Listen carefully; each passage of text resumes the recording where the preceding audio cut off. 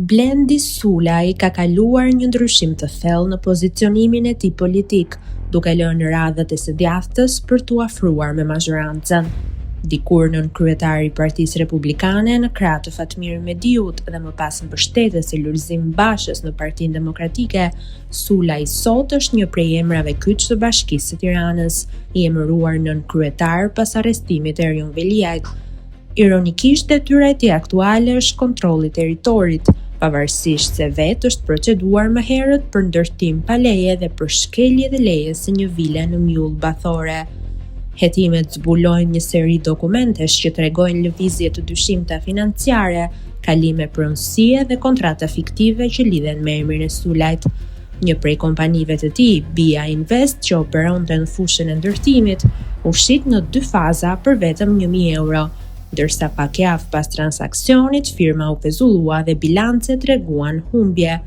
Dyshimet për evazion, pastrim parash apo fshehje pasurie mbeten të hapura për hetim. Një tjetër kompani e familjes Sulaj, Asinvest International, u transferua te Bahri Qordjas, një individ për të cilin dokumentet sugjerojnë se mund të jetë përdorur si prestanom. E njëjta skem dyshohet edhe për kompaninë As Investment, e themeluar në vitin 2021, e cila pas disa dhurimeve të dyshimta arriti të marrë në vitin 2024 një leje për ndërtimin e një kulle 15 dhe 20 katëshe në zonën e liçenit të That. Pas lejes, Sulaj u rikthye si administrator deri në vitin 2030. Në tetor 2025, kompania ju shit sërish Qordjasit, duke rritur dyshimet për fshehje pasurie dhe konflikt interesi.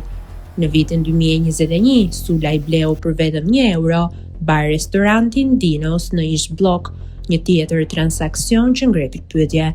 Pak muaj më vonë u procedua për ndërtim të palishëm, por çështja u mbyll pa pasoja.